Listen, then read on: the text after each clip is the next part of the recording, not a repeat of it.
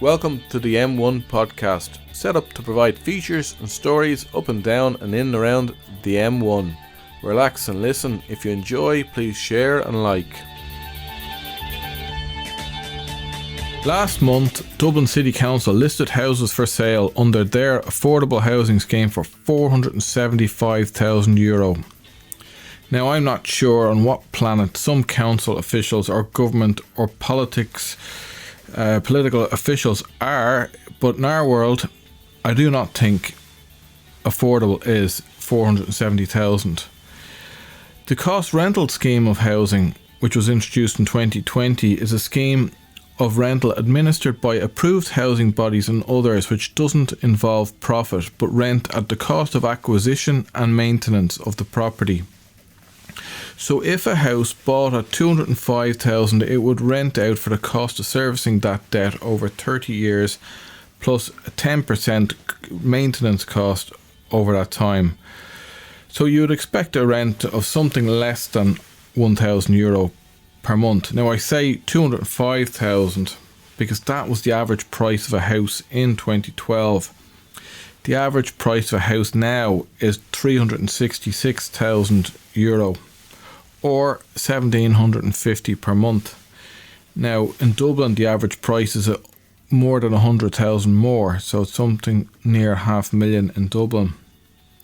So cost rental, not even market rent housing, is renting out at €1,700 a month.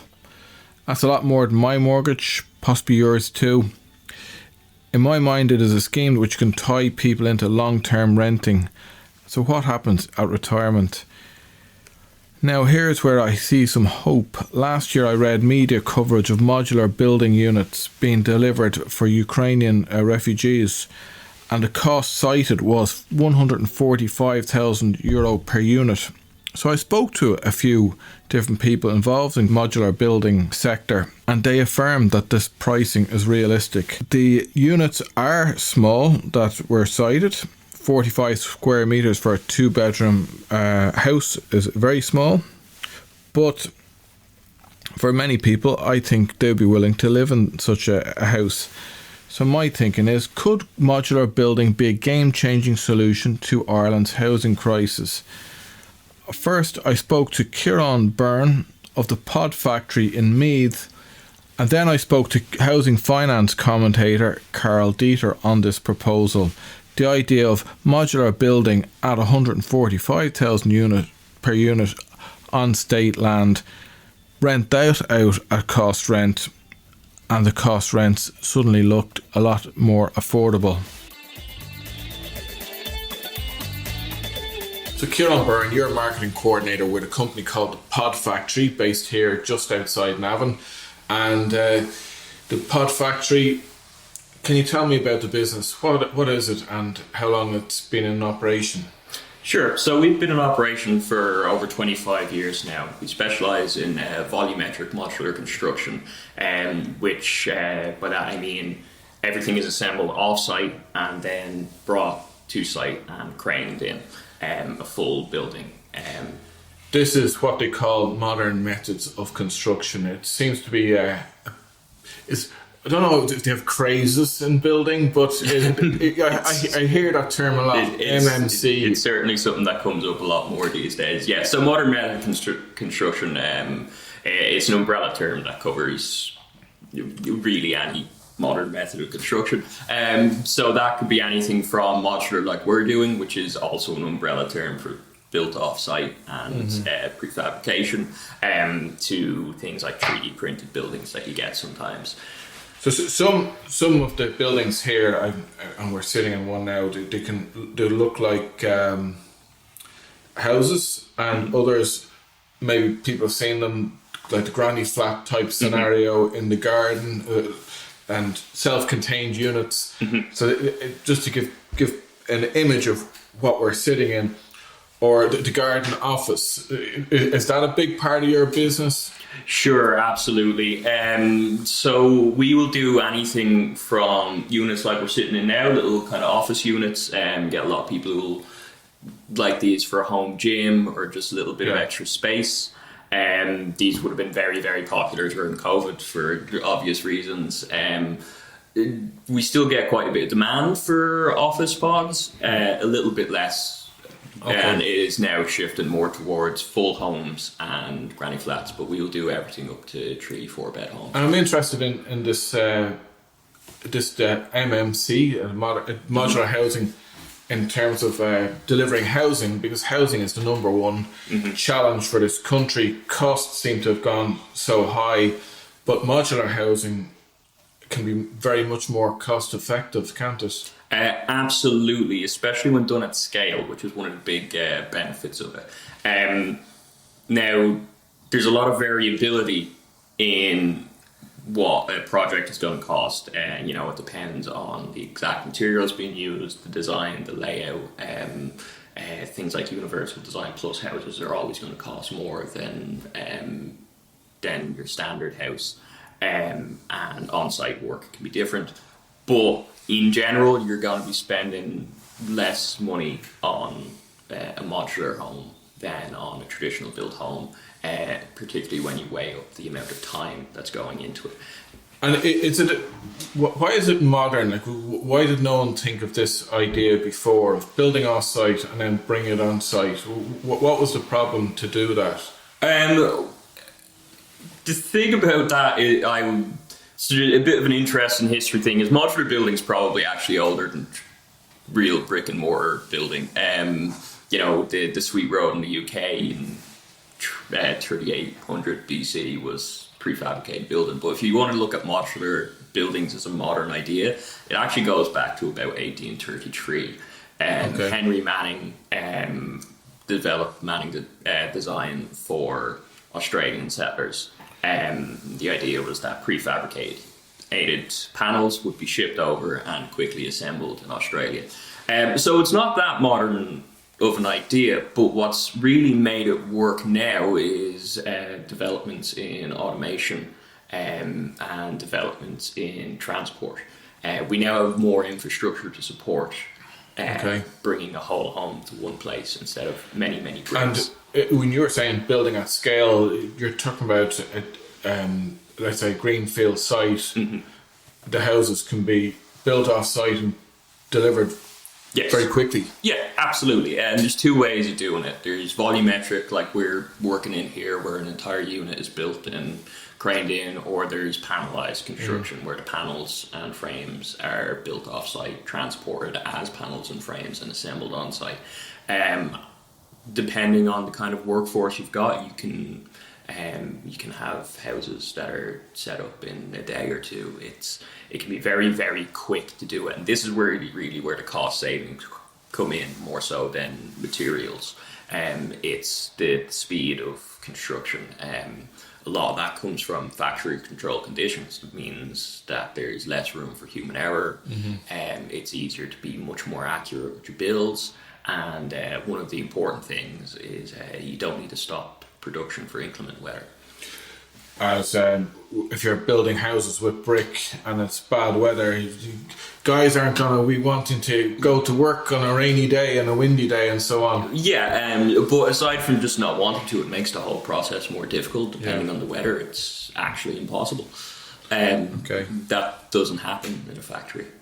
And like these units, they look great, but I remember I first heard the term modular housing being floated. You said 1833, not then. It was about 10 years ago, after the death of Jonathan Curry, who was a homeless man in Dublin.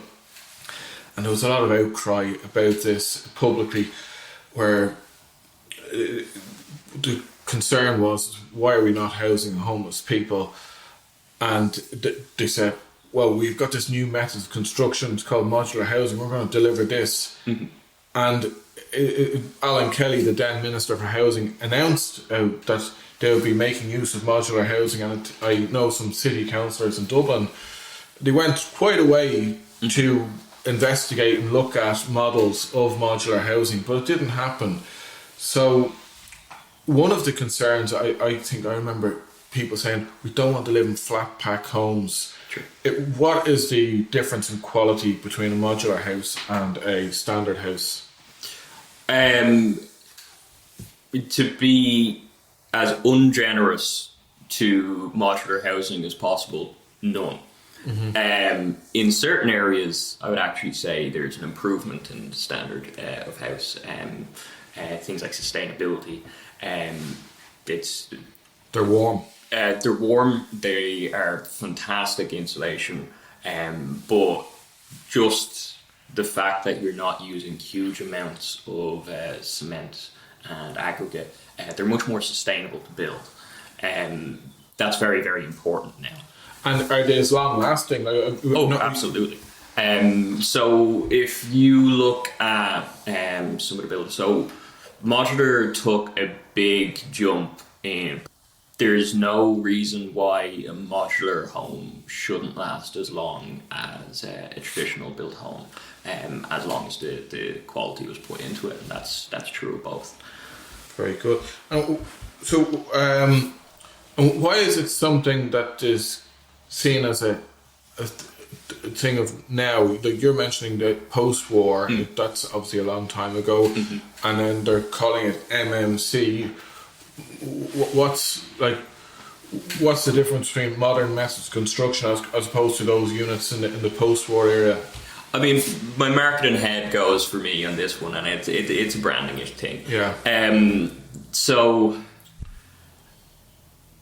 it was much more difficult to do modular at scale at these time periods. It was still easier to build houses with brick a lot of the time. Yeah. Then, especially something like volumetric, cranes weren't really. And there seems to be no discussion about using modular housing for delivering social housing, for example, or the government sponsored scheme cost rental housing. And I'm a bit confused by that because I've seen that the government, they did deliver, I think it's about 15 or 1600 units of modular housing for Ukrainians around the country, and I seen one of these estates in Sligo, about 24 houses. They look just like that unit over there.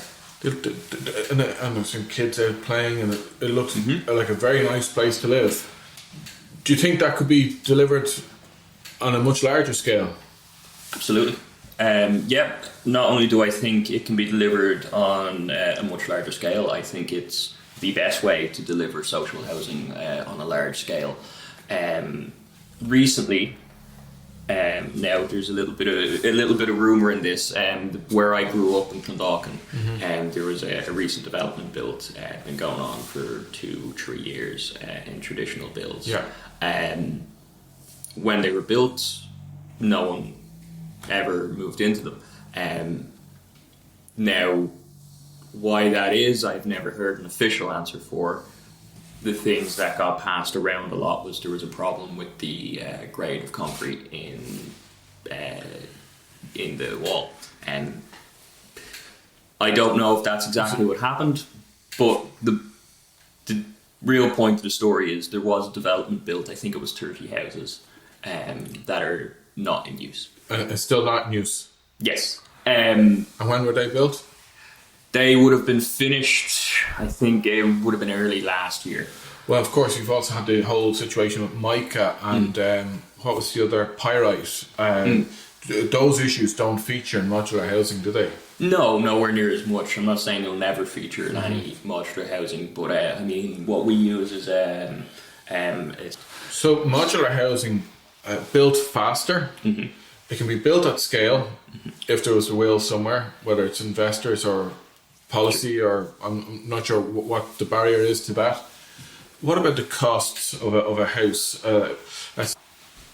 So I don't like giving a hard figure for questions like this for the very simple reason that there's a lot of variables to go into it, down to the kind of work that needs to be done on the site, the kind of crane that's needed for lifts. There's work to go into it that makes it hard to give a definite thing. What I can say is that the unit across there is about 50 square meters, similar to the size of the houses that were set up in Sligo for refugees. We have built those for under 100,000 fairly regularly. That does not mean anyone we build will be under 100,000. It does depend on the site and what goes into it, but we can build them for less than 100,000. And I think is the average build cost around 300,000 now for a 3-bed house? It's something along those lines. So yes, yeah. Modular housing could be potentially half the price. Would that be? I think that would be a fair estimate. Yes, absolutely. Again, it does depend on everything you need. If you might need to get a septic tank put in, that's going to raise your cost. It's but these when you're looking at an economy of scale, these are solutions that can be worked in. Yes, to be able to. The local elections are this week, and yes. Maybe one of the things that councillors could do is maybe pilot some developments in their counties. I think that would be a great idea. I think in every so often you hear rumblings coming through of counties. The area I was thinking about is the area of cost rental housing. This is the profit-free rented housing that approved housing bodies are delivering. Essentially, it's buying turnkey developments and then renting them out with no profit, but factoring in the maintenance cost over the course of 30 years. Sure. And that model of housing, it would have been great if governments had introduced it 20, 30 years ago, but it was introduced in the last 4 or 5 years. And what has happened in the first housing estate I know of, 3 beds were being rented out at €1,100 per month, which is was a lot less than the market rent. The market rents were up around €2,000. That was 4 years ago. And now the cost rental housing being delivered by approved housing bodies is charging 16, 17 and even €1,800 per month, which is a huge cost to the average person in terms of monthly expenditure. So if a company like yours or a collection of companies like yours was able to deliver 5,000-10,000 units at a cost build of €150,000, you believe is realistic? I would 150,000, potentially less if you're looking at that kind of scale. Then you're talking about a monthly rent of €500 or €600 per month. Yep. And in the long term, it costs the government nothing because the rent is paid. The rent pays for the bill. Yeah, it's an investment. Construction. And are any of the big developers like Cairn or Glenveagh, have they thought of engaging with modular builds? Yeah, absolutely. And they do occasionally. We've done some work with Cairn and Glenveagh in the past. There's more and more interest from developers like that. For a couple of reasons. One, it's a much easier way to meet their net zero targets. Two, it's easier to get done in the time frame they expect. And three, it is more cost effective for them. It's your company and other companies like yours, you're building these nice new units. They can, if people want to find out more, they can go onto your website, the Pod Factory, have a look. And in fact, on this podcast website as well, m1.radio.ie, I'll put a few pictures up of some of the units that we look at today. So it gives people an idea of what a modular house looks like, and maybe send in a comment and as to whether you would live in a place like this. The show house condition is very nice anyway. I think there's great potential in this method of building, and I find it quite exciting and at the same time frustrating, because housing is the number one challenge in this country. Houses become so expensive, government is spending huge amounts of money to deliver not very much, and this seems to be a solution waiting at the sidelines to be delivered. Yeah, it's an unfortunate fact, and it is very frustrating. This is a solution that's ready to go. it's on a small scale being implemented here and there, but it could be implemented so much more, and it could really change how the country works. When I refer to the cost rents, I'd say €500-600 a month. The beauty of that is, if instead of paying 1600-1700 a month, you're paying 500-600, you have the potential to save up for your own deposit to buy your own place in the future. So even if it's not going to be your long-term home, it could be a home that's perfectly adequate, very nice for 3, 4, 5 years or however long you need. And as you said earlier, these homes last just as long as traditional build homes, and in fact there's potentially other benefits to them as well, because they're A-rated and they're warm houses, so they last into the future. So if you're going to rent for 3 or 4 years, or to stay living in a modular house for 40 or 50 years, it's a sustainable solution for your housing needs. It's a much more sustainable solution, both financially and environmentally. Kieran Byrne, marketing coordinator of the Pod Factory here in Navan. Thanks very much. Then I spoke to housing finance commentator Carl Dieter. You'll notice that housing has got a lot more expensive recently. Yeah, so housing actually got pretty cheap for a while, and then it reversed that trend. So I guess it's but what happened effectively, we went into a housing crash, one of the biggest the world has ever seen anywhere, and we basically stopped producing homes.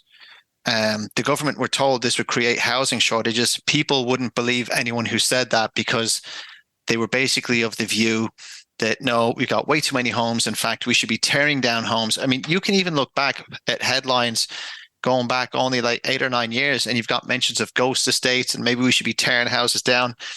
Added to that, you had low interest rates.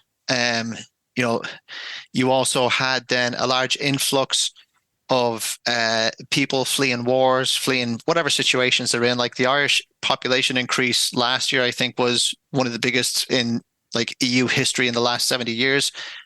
And you also have a fairly successful nation with wage growth and things that accommodate,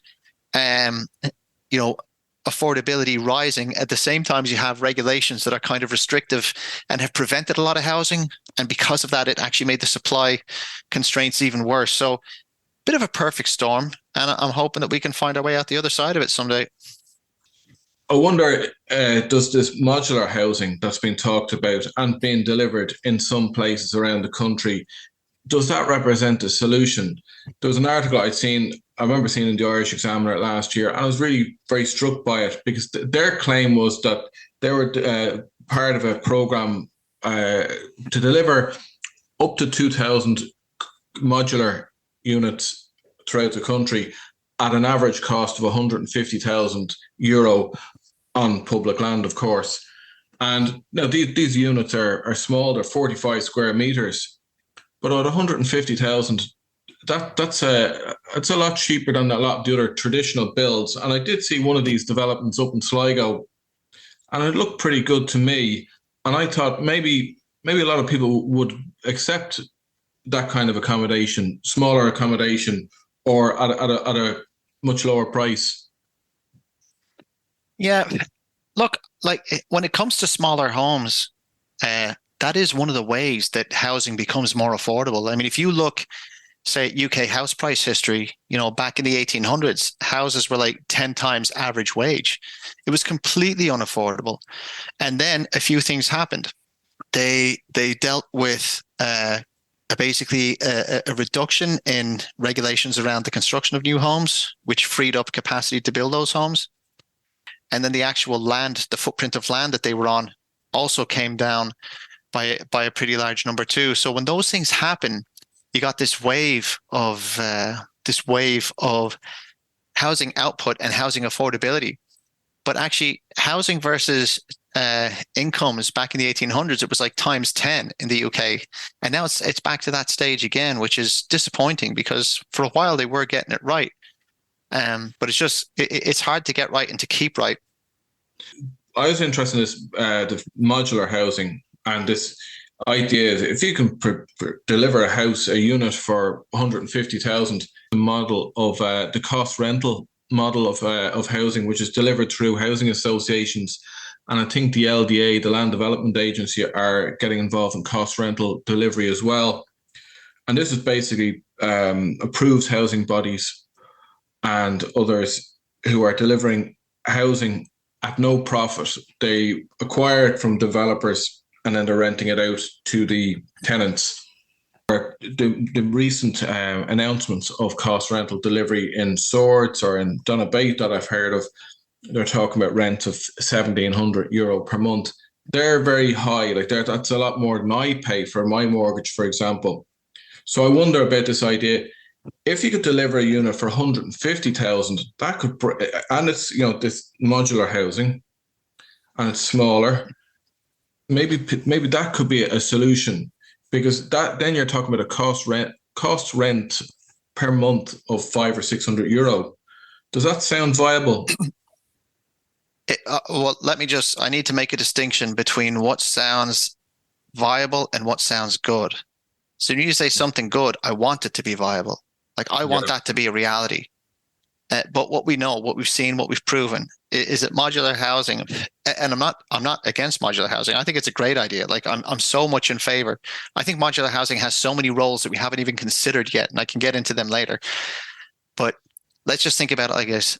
Modular housing factually has not been delivered for that price. In fact, if you look at the prices the costs, I should say, that were achieved, we were told it was 200,000. It comes out with some of the units that started early on, more like 350,000. And the units that should have cost 200,000 now, they're over double that amount, 400,000 to actually deliver. So what happened there? Just mass overruns and government incompetence. It's a weird thing, but a lot of people think because the government is like the official kind of leadership of the nation that they somehow get things right. What most people don't realize, because they've never actually really worked on anything that the government touches, is that all the tenders that go into the government, they're expensive, they're slow, you waste a lot of time in them. So even if you win, you have to build in a lot of extra margin. The procurement process is expensive. It takes forever. And all the time you're tying up your money trying to get these things done. I mean, you look at O'Devaney Gardens, nothing has happened. And that's been like on the go for years and years. So like the private developer is able to get these things done, and everything that's not done fast and effectively, it costs them money. So they're on top of it every minute of the day. The state, you don't see that kind of focus, that kind of pressure. And so every state, anything always comes in with overruns. And here's the little thing you can do. You can ask yourself, name any state project that came in on time and within budget. Professional tip, you can't. The state is actually largely incompetent at a lot of the things that the general public think they should be well versed in. They're just not. Like so local authorities. There's all this extra revenue that the government has. What should they be doing with it then? Because I did speak to a number of businesses who are delivering modular housing, and one said he didn't want to get involved in the modular units with the government because of contract, the way the tendering process was worked, too complicated, That's what I'm saying. And another said, that's what happened. Sure, look what happened with the Children's Hospital. The budget was initially 700 million. And then 450, it was actually much less than that. So modular housing, even though we see these different websites, these different companies who are delivering it on a private level, one-to-one level, prices look great. You're saying that the processes that the state has just mean that it's not necessarily the solution for delivering affordable housing on a much larger scale. Yeah, you see, there's a few things. It's a zero accountability matrix. And when you have zero accountability, you can expect zero seriousness. And so although there's a lot of good people in the civil service and the public service, there's a lot of very dedicated people. There is enough people who know that no matter what happens, they never pay the financial cost of their decisions. And because of that, it creates the very problems of massive overruns, of contracts with clauses in it that are penal against the government, of huge increases in costs. So with this idea of modular housing, I was just so struck by this claimed cost I heard of last year of 150,000, and the cost rents in that are being delivered through housing associations being 15, 1600, 1700. And I was just thinking, and I kind of work in that area. I was thinking, this kind of ties people into long-term rental. And then what happens when people get to 65 and when they're going to be pensioners? They don't have affordable accommodation. And I was thinking, if you could deliver housing for 500, 600 euro a month, that would allow people to save up 500 or 600 or hey, the whole difference between those rents and save it up for as a deposit. But while these different companies that are delivering modular housing at what seem to be great prices, your contention is that as soon as the government gets involved in modular housing, the costs are likely to ramp up. And your contention is backed up by one or two of the people I did speak to as well. Yeah, and you know what the thing is, Gareth, I certainly correct me if I'm putting words in your mouth, but I'm guessing, and even though you work in the kind of, the social housing space, you really weren't expecting everyone to be saying these things that you're hearing from those people and from me. You were thinking there must be some greed factor. There must be some complete inefficiency, that these obvious solutions are not being looked at. And that's the frustration, is that actually that's not really the case. Like, if it was so easily fixed, people would be doing it. The problem is there's mechanisms out there that slow stuff down, that make it painful, that make it difficult, that make it slow. And, when you're risking everything you have to run businesses, to create the built environment, to do all these things, it basically stops that progress from happening. And at the same time, if you look at the existing public housing, for instance, the average rent on a Dublin City Council apartment is probably about, 60 euro a week? Probably 60, 70 euro a week, which is about 250 a month, yeah. Yeah, so for 250 a month, you can live, like sometimes in great parts of the city centre, where to get a two-bedroom regular apartment would cost 2,500 a month. Now, I'm gonna give you a little quiz here, all right? I'm gonna say that you've got two people on average wage who qualified for social housing at one stage, and so they got it and they kept it, and now they're both earning average wage and they're living in a social house. Combined income of the household 90,000. Now, bear in mind, once you get a social house, you qualify for it for life. Yeah. I'm going to ask you. So, a household making 90,000 a month, what do you reckon is their rent to Dublin City Council, which we hear, by the way, is based on your wages? Like, it's revised with your wages. We do these reviews. It's linked to your income, and people think, oh, okay, they're probably paying, some amount. What is the actual? Well, I know the answer to this, Carl. Happily enough, it's based on 15% of your net income. Although I think many local authorities, Dublin City Council probably is one of them, that applies a rent cap, which means that your rent never goes above, say, 400 or 500 euro a month. Yeah, so you are actually in the secret group of people, or the small cabal of analysts who understand this. So you got people earning 90,000 as a household. They are not social housing candidates, at least not now. And they're paying a rent of 500 a month. Like, that is effectively almost living for free when compared to the fact that they would be paying 5 times that amount if they were stuck into the private rental market. But we've never found a way to correctly administer that, in the same way that we brought in rent controls and we never found a way to correct them. Because if you rented out a house for 1,100 when it should have been 1,800, you weren't allowed to change that. You weren't allowed to get back to the correct price. And not only that, but if the person moved out, the next one who moved in got the same price. And so you were stuck in this death spiral. And that's also one of the reasons why a lot of landlords are saying, you know what, I'll take the capital gain, I'll just sell. In fact, a whole 50% of the secondhand market across the country is believed to be from probate sales, when people die, and landlords exiting the market.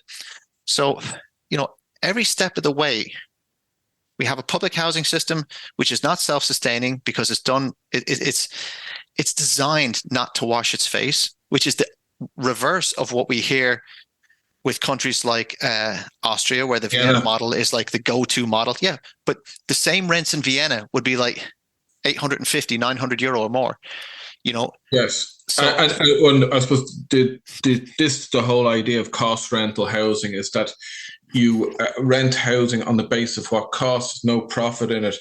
And in Vienna, they have, let's say, different housing associations or organizations that manage the system. And we have only introduced cost rental housing in the last 4 to 5 years, I think. yeah, so like Vienna had a 100-year head start on us. That's always nice. You know, starting off on something 100 years before another person always gives you a big home side advantage. But they also had a pragmatic approach and belief that you should pay appropriate rents. The units tend to be smaller. Sometimes they can be, you know, units that would never pass the mark here. They might have like several flights of stairs, which in Ireland is really, although we could build it that way one stage, you can't really do it anymore. You know, you've got to look at what you're imposing on people. And if you say we're going to have gold standard everything, then you're going to have gold standard prices to go with it. You do hear a lot of people, you see the amount of apartments that are being built. A lot of people I could never live in apartments, and people shouldn't have to live in apartments. You know, they're imposing their own value judgments on perfectly valid decisions that other people might make.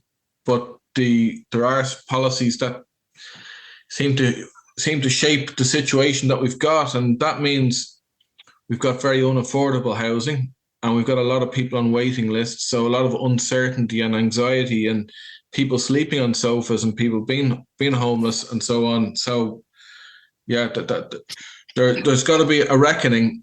And I think from what you're saying, you're frustrated, and I'm frustrated because I don't hear a lot of discussion about these things. Yeah, like it's an interesting one because when I give out about it, and when I say, you know, it's driving me crazy, a real common thing is, oh, you know, you work in mortgages, of course you're happy, prices are higher, you've made loads of money, and this is music to your ears. People need to understand that if you really want to accuse people of vested interest, at least get onto what the correct vested interest is. So if you look at, for instance, political vested interest, not getting enough houses is a dream for those in opposition, because all they have to do is say, we'll get those houses, we'd solve that, you can't do it, you're incompetent. Not getting houses for people who work in financial services is a nightmare, because we should be doing, you know, say 40,000 transactions a year, and instead we're doing, say, 15,000 transactions a year. If the housing market never went up a single penny again for the rest of all history, as long as people were buying and selling back and forth and moving places and doing different things, a mortgage broker has a good life. When there's not enough houses and there's too many buyers, you still have to deal with all the buyers. But now every second thing that you set up, which takes a lot of time and effort to do, doesn't occur. Going back to that question, that's a huge cost. Going back to that question about the inefficiencies of the state, and I know there's Rory Hearn, for example, he, in relation to modular housing, he argues for a state building company. And I know you probably have a lot of skepticism about that idea. But is there some kind of solution there that would allow for that nimble growth? As I say, where we do see modular builders at the moment, they're able to sell and deliver modular units at a very low cost, but the state isn't really involved in that kind of building at the moment. So, is there a better way that things could be done? It doesn't really matter what form the construction takes, whether it's traditional build or hay bales or modular housing or timber frame or bleeding tin houses. The state procurement process, delivery, and everything else about it remains the same. So you still get those same inefficiencies. And one thing I would say, the state doesn't have a construction company. They can't magic one up with heavy experience out of nowhere. Now you could say, well, actually, they could just hire people in from the existing companies. But then when they do that, they're still caught up in the same, terrible cycle of procurement, of speed, of everything, because they would have to go procurement even for the blocks that they're going to use to build. everything about that gets slow. That had been vacant for at least 40 years, dotted around the city centre. In fact, a lady who worked for us at one stage, her mother grew up in one of the derelict buildings, and she had been turfed out and sent to Ringsend in the 70s. So we know that it was definitely derelict for at least 40 years. Let's have a few social experiments. Let's actually just take a chance. Why not look at maybe modular housing in people's backyard? For instance, loads of people live in these large sites all around the city that have plenty of room out the back for like what is effectively a granny flat. If you could say, look, there's 10 granny flat designs, they're modular, and you just hook a hose up to the outside, that's your water, hook a plug up to the outside, that's your electricity. We'll find a way to connect to the sewage because it's already in an existing area that has all these services. And what's the barrier around those at the moment? You can't. And there's a kind of a planning process to that. But like, if you've got, say, an old person living in a 5-bed house, but they don't want to leave their neighborhood, and they could move into an A-rated granny flat and stay in their same neighborhood, but in the granny flat, and then rent out their main home to have an income because we don't have good pensions, and maybe link that to the rent-a-room scheme so that it will be tax-free and allow them to have a better affordability in their old age, and maybe even, allow for young families to occupy. Imagine if you said, not only that, but the rent-a-room scheme, there's a cap of around 1,400, that if you rent it out for 1,400, you get the money tax-free. But if you rent it out for $2,000, you pay tax on all of it. That would be a way to suppress the rents, for family-sized homes. And you connect the issues of the older people in society to the issues of the younger people in society. So I was quite inspired when I seen that development of modular housing in Sligo. It was exactly like I'd seen it in the terms of the pictures in the newspapers. Thought, wow, this could be the thing to do. But I think from our conversation just now, you shared a lot of insights, and that helps my understanding, even though I'm still pretty confused about the situation. Yeah, and just one thing I would say, by the way, just before we finish up, there is a thing called Housing Unlocked. And it was actually about 8 architecture-led solutions of ways to unlock housing in Ireland. And all the ideas that were put forward, I think none of them ever got serious consideration, even though you were talking about like thousands of homes being potentially available. I think even the Catholic Church Ireland had something where you could put in like loads of apartments within like church grounds and things. None of them ever really went anywhere. And that's the thing. You've got all this innovation, all this thinking, all of these ideas, and a group of decision makers who were terrified about making any mistake to the extent that they would instead do nothing and let the situation persist. So that's my message. Push, push, push. We need that housing. Let's go. We need more people talking about these real issues. And then I think maybe we'll eventually get to a solution. Definitely food for thought there. It seems if you have land and planning permission, it could be worth considering modular building.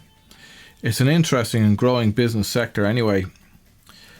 As to it being a solution to the pricing crisis, Carl Dieter tends to think not. He has some policy suggestion which I agree with. The idea of easing up on planning restrictions to allow more back garden homes, because sometimes people have very big back gardens which are being underused.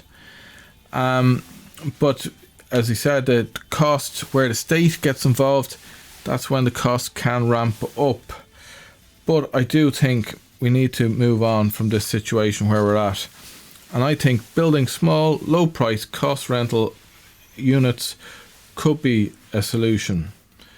I believe people would choose to live in smaller units if for a few years so as to save up a deposit so they can buy themselves, thereby creating some tenancy turnover. And I think some politicians should be talking about this. If they're not, and doesn't seem like many are, but I think maybe you've enough material from this discussion, this podcast episode, to raise it with candidates when they come to your door in the next general election, because housing is still the number one issue politically in this country. You can check out the article on this topic on the m1.radio.ie website, and please do comment or follow us on Facebook to send feedback. M1 Podcast on Facebook.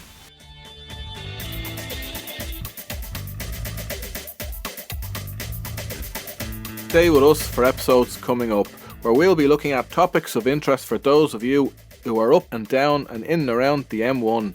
I'm Garrett Mullen and this is the M1 podcast, and thank you to David West for sound and editing.